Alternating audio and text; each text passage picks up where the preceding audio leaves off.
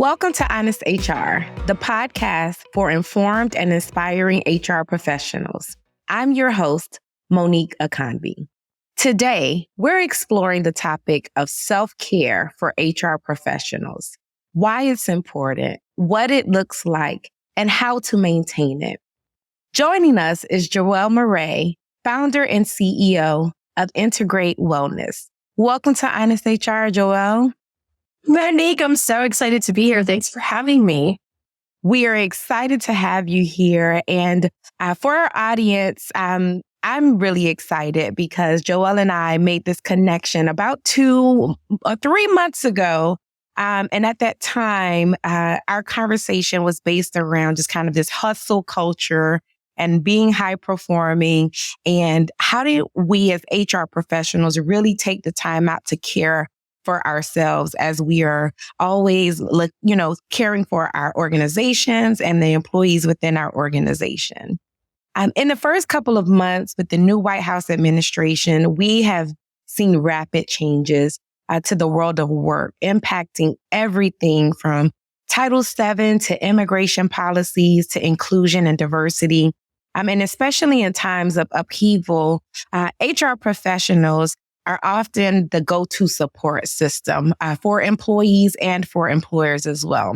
But today we're going to focus on our HR professionals and how they can ensure they're also taking care of themselves. So I am ready to jump in. You ready, Joelle?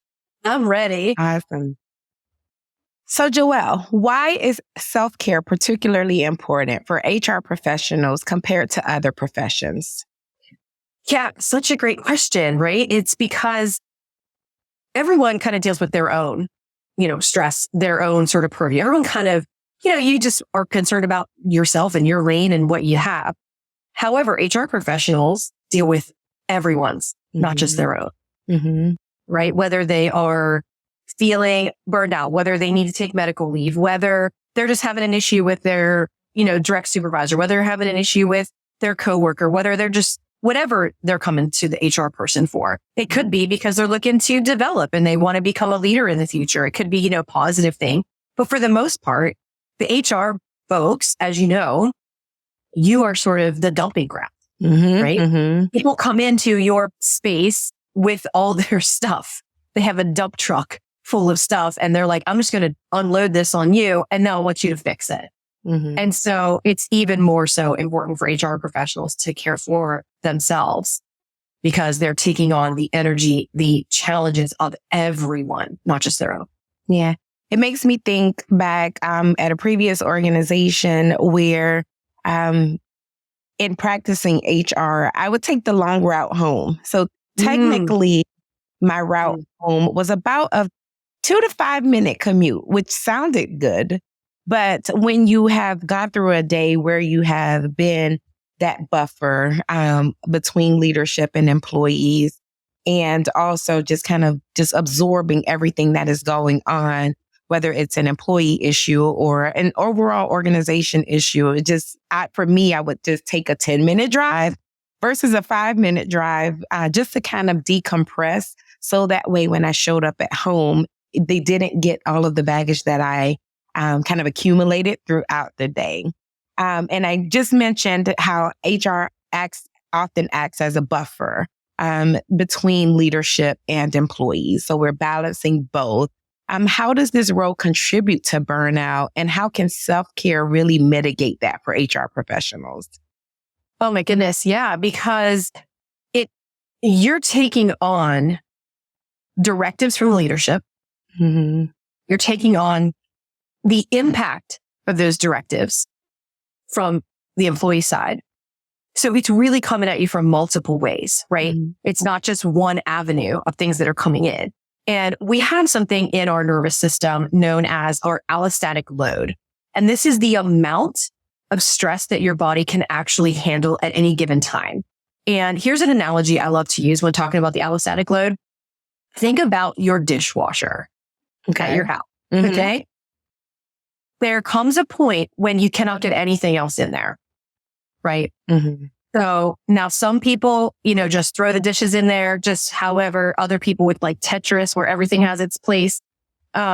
And depending on who lives in your house, everybody can load that dishwasher differently. But at some point, nothing else will fit in there. The only way to have more space in the dishwasher is to run it, to clean everything that's in there, take everything out and put it away. The allostatic load in your nervous system works similarly to that. There's a finite amount of stress and information that the allostatic load refers to. I'm at capacity. I have no room for anything else. And the only way for me to be able to deal with anything else is to sort of get rid of what's in here now. So to your point of that, taking that longer commute home is sort of a really kind of beautiful way to empty a little bit of it. Now, you're not going to empty that total dishwasher in a 10-minute drive, but you're going to give yourself enough capacity so that when you walk in the house and you're all, now you got to be mom and partner and whatever else, right? Like everyone's meeting you at the door with their problems of the day. And also what's for dinner and where's my soccer cleats and everything else. And you're like, oh my God, I have no space for any of this. Right. And so that's how that allostatic load, that's what that refers to. So we have to kind of understand how that works scientifically. This is how your body works. So in keeping with that, I shared for me, one of the ways that I cared for myself in that example was to take a longer commute home. Right? Are there other ways HR professionals or things that that HR professionals can do to really mitigate that stress in between? Oh, yes. There are several things that you can do. So for the purpose of this, when we're talking about kind of, at the end of the day, how to deal with this, what we want to do is take micro-recoveries throughout the day. So recovery doesn't have to wait till the end of the day, doesn't have to wait for the weekend, doesn't have to wait for your day off. A micro-recovery are sort of small moments of rest throughout the workday. And when we take these little mini breaks throughout the day, what we're actually doing is improving our resilience. We are emptying some of that allostatic load and allowing ourselves to have room for more. And this can look like a 2-minute stretch between meetings. So one meeting ends, the next meeting is going to begin. And I realize that a lot of times those things butt right up against each other, right? You're leaving one meeting early and getting to the next meeting late. I totally understand.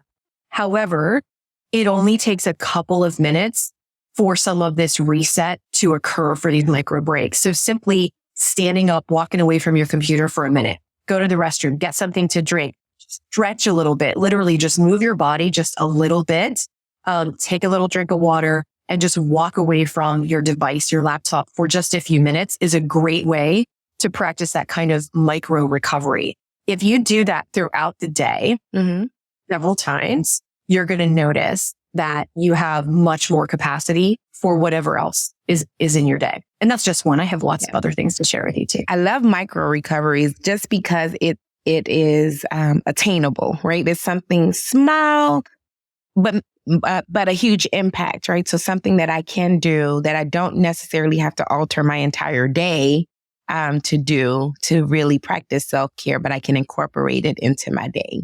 And keeping with our podcast, which is Honest HR, I'm going to be honest in this moment.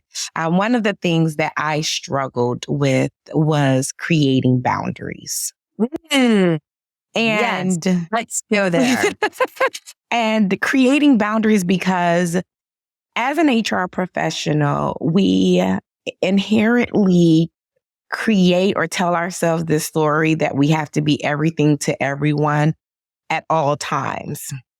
And what that meant was being available on the weekends where maybe I'm with my family and an employee issue or an organization issue has come up, or in the evenings where I'm spending time with family or even just alone, right? Just to decompress. And then something comes up and I have not created that boundary, and I'm trying to be better at it. I'm really trying. It's a work in progress, but this is something that I've struggled with, and I know others struggle with that.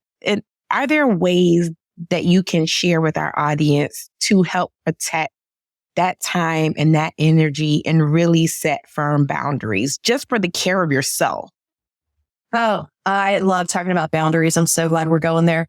So boundaries are actually a form of productivity and engagement. They're actually not a disconnection. They're not a barrier. So as you said, so many HR professionals feel like you have to be available 24/7. Mm-hmm. And I don't believe in the phrase work-life balance, but what I do believe in is work-life boundaries. When we set boundaries, we actually increase our efficiency as well as our well-being. So a simple way to kind of I'm going to give you a tool first, and then I'm going to talk about the barrier to the boundary. Okay. I'm ready for the tool. Okay. So the tool is time blocking for super deep work. So if there's something that really needs your attention and focus, time block it. Say from 8 to 9 a.m. or 9 to 11 a.m. or whatever it is, I'm going to work on this thing, whether it's your quarterly report, your whatever it is, something that needs a little bit more of your concentration, and just block it out sort of on your calendar even, right? And I realize sometimes people don't look at our calendars or they ignore what our calendar says or what have you. Yeah. You could even put something like, focus time, 9 to 10 a.m. And sort of communicating out with folks, hey, when you see focus time on my calendar, I'm not available then, but I'm available any other time around that, right? Just not for this particular time. And so what you're effectively doing is sort of setting like office hours. Remember back in college, like the professor office hours, right? So you're saying, here's the times I am available for, specific employee concerns. And so that time block allows you to be much more focused, which reduces your personal overwhelm. And it also starts to create a little bit of expectation about your availability. So that is the logistics. Let's talk about the challenges to doing this. Okay. Most of us have challenges with setting boundaries because, namely, we are afraid of what setting a boundary will do to the relationship. I'm afraid if I set this boundary, you're going to be upset, or I'm not going to be seen as dedicated. I'm not going to be seen as a leader. I'm going to be seen as lazy, etc. So I'm terrified to set this boundary because of what you are going to think of me. So it's not the tool itself. We understand logically what time blocking is. We understand what focus time is. Where a lot of us struggle is with giving ourselves permission to do that. And we can set boundaries by using super positive language. We don't have to use negative language. We don't have to say no. We can say yes and, yes if. It can be a bit of a negotiation. Hey, Monique, I really need to talk to you about this issue that I'm having. Are you available? Yes, I'm available at 11 a.m. Does that work for you? And finding a time. Having other people be in charge of your calendar is a energy destroyer. And it also significantly adds to your stress. And I like to think of it like this. Do you tell your dentist when to have hours? Do you tell your physician when to have hours? No, they say, we have an opening at 3:15. I mean, you're going to take it or you're not, right? Right. But when it comes to things like HR, it feels a lot more intimate. It feels a lot more personal. So we feel like we want to be available and we want to be available because we want to be seen as a dedicated employee as well, right? We want to be seen as a leader. We want to be seen as someone who's dedicated to being here. And so it's in that giving yourself permission for the boundary is a really magical place. And when you're able to kind of set those expectations for people, you're accomplishing several things.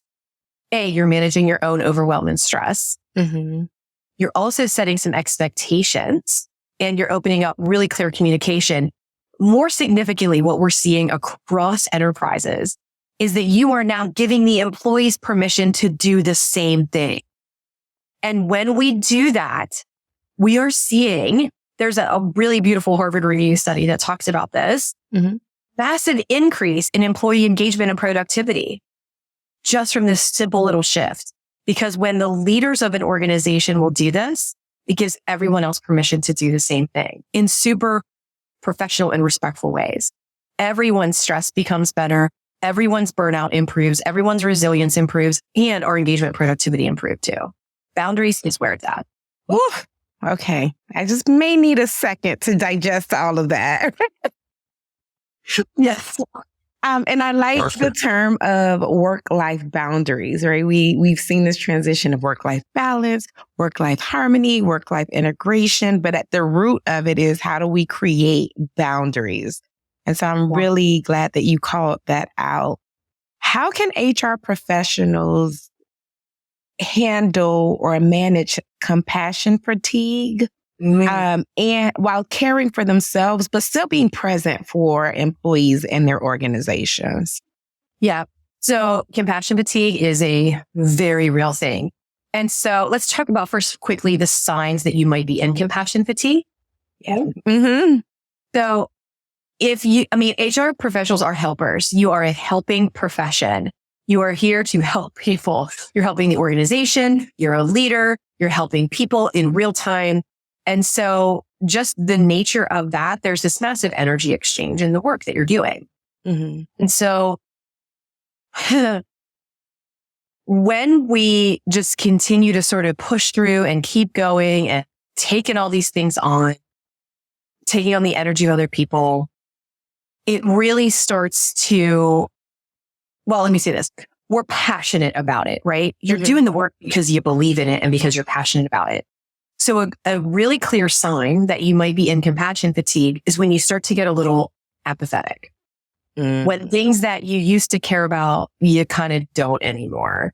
So someone comes into you and they're really like the wheels are just falling off, right? And all of a sudden, and there's always more to the story. And then pretty soon they're like, oh my God, I just found out this thing is happening in my marriage. And oh my God, my kid is sick. And it's just, oh my God, my mom's in nursing home. And you're like, whoa, okay, there's more going on here.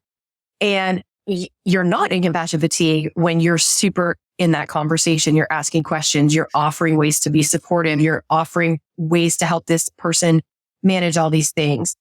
You're in compassion fatigue when you're like, oh God, Suck it up, buttercup, right? Knock me up, girl. My mom's in nursing home too. You'll hear me. You're complaining about it. Probably compassion fatigue. When you have that sort of like, I just don't care, right? Yeah. If one more person comes in here today with this XYZ problem, like I'm out. I'm shutting my door. I don't want to hear it. That's compassion fatigue. When you stop sort of caring, right? And I'm not saying stop caring in like this, like you're a terrible person. This is what compassion fatigue looks like. So a great way to keep ourselves in check in preventing compassion fatigue is something that I call the press pause method. And I really like alliterations. Press pause is a really easy thing to get your head around. Like, I'm literally going to press pause. When we press pause, we're not stopping. We're just walking away for a minute with the intention of coming back, right? So very similar to sort of a micro break. Pressing pause only takes a few minutes. Again, it only takes about 5 to 10 minutes to sort of get your nervous system to kind of start to regulate. Doesn't have to be this big thing. You don't need to go take a nap for 90 minutes, right? You just need a few minutes. So pressing pause. When we press pause, here's what you're going to do, especially if you start to feel yourself in that mode. You are going to, first of all, schedule it. We need to schedule pauses in our day. Like I was saying about, put on your calendar focus time. You could do something very similar here, or focus time could be in your focus time. You could start with a little press pause. So you're just going to put it on your calendar. I'm going to take a break at 10:30 today, from 10:30 to 10:40. Literally going to give myself 10 minutes. I'm going to time it out. All right. I'm going to give myself 10 minutes. Perfect. So I scheduled it. I've timed it. Now, here comes magic. No talking and no technology. So no technology during this break. No phone, no watch, no laptop, no nothing. No technology. No scrolling, especially no scrolling. And no talking to other people, because you really need that break. And then you're going to have a little bit of movement. Again, just get up and walk around the room. Just stand up, right? Just literally just stand up out of your desk for a few minutes, stretch a little bit, and then come back and connect with yourself. Just close your eyes for a minute and just ask yourself, okay, where am I right now? All right, I'm feeling a little bit anxious. All right. What is most important right now that I do? And then move forward with some intention and a little more clarity in what you're doing. So just and that whole thing can be accomplished in about 5 or 10 minutes. walk away from old technology, get up and move a little bit and come back and go, okay, how am I? All right, I feel my heart rate up a little bit. What's most important right now? Mm-hmm.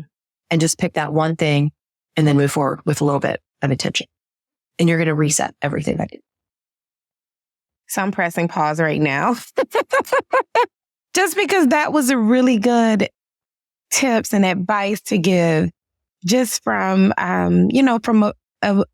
we meaning HR professionals often feel guilty for caring for ourselves. And you have just given us 3, 4, honestly, practical ways that we can really practice self-care. I think when we think about self-care, we think, oh, I need to go get a mani or a pedi, or I need to go to the spa, or I need to take a beach day, or I need to take a mental health day. And those are forms of self-care. I'm not saying that those aren't.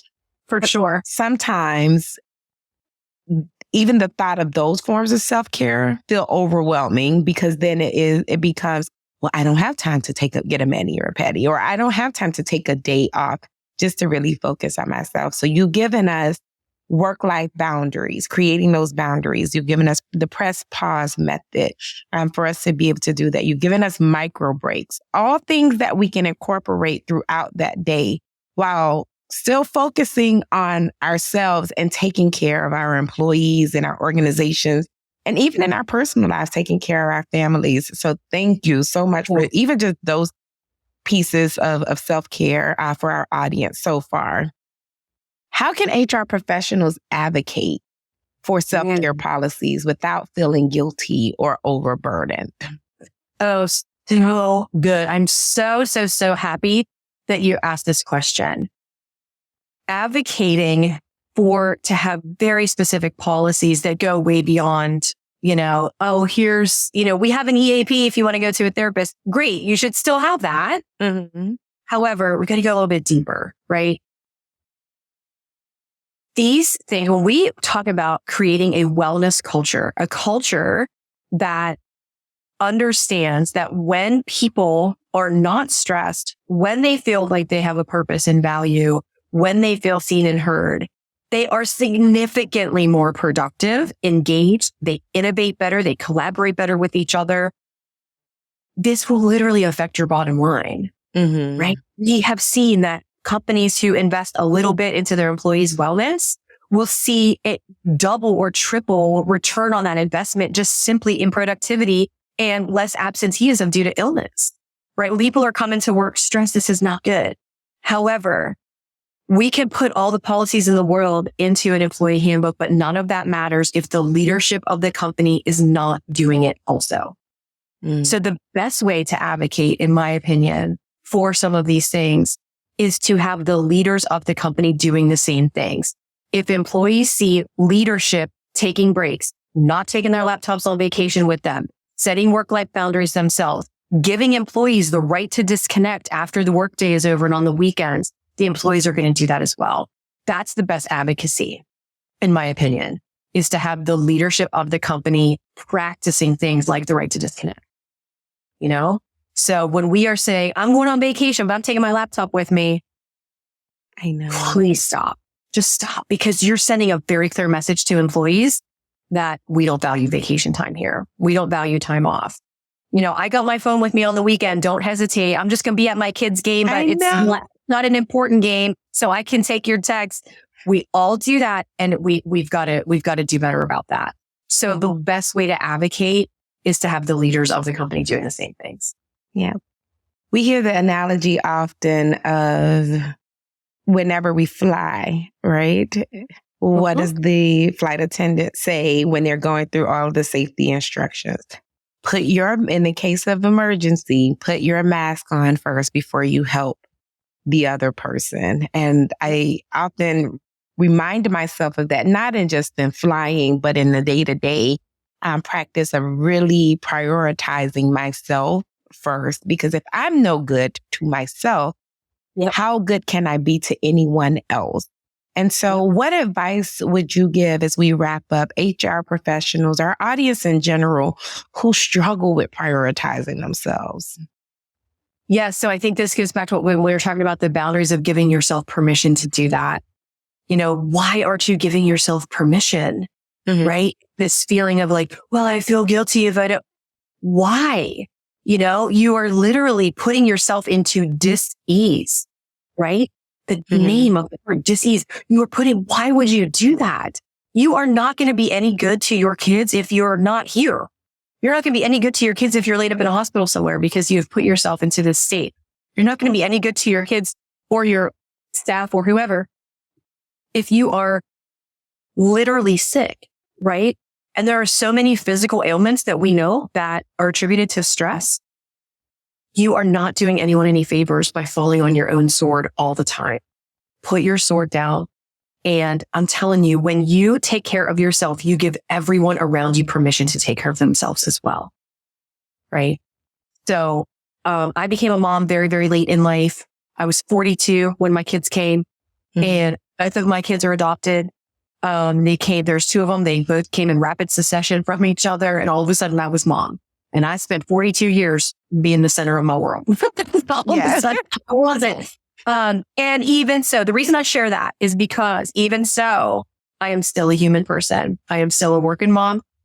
And even though these children were quite literally gifts that were given to me, I still got to set some time, right? It would be so easy for me to just be like, I got to be everywhere all the time for them. I want them to know that they're loved and they belong and all the things, especially because they're adopted and blah, blah, blah.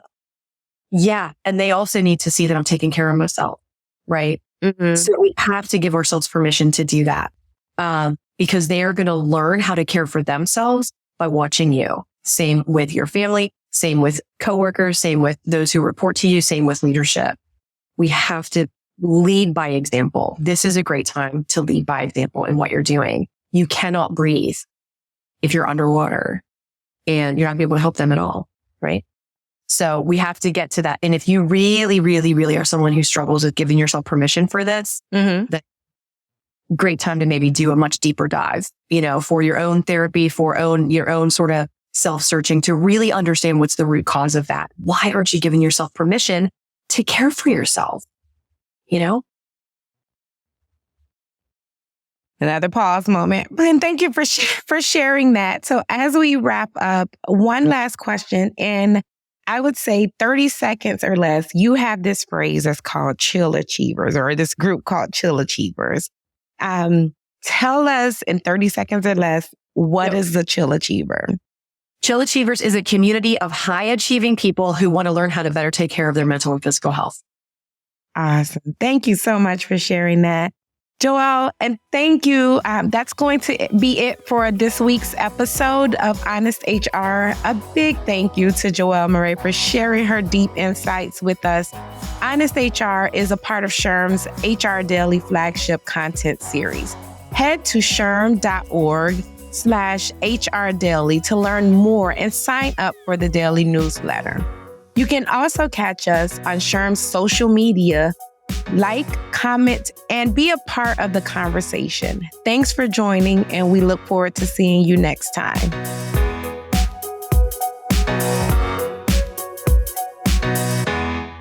SHRM. This podcast is approved for 0.5 professional development credits, PDCs, toward SHRM-CP and SHRM-SCP recertification. Enter this PDC activity ID in your SHRM activity portal to log your credit. 26AVMHD. Once again, that's 26AVMHD. Expires April 1st, 2026.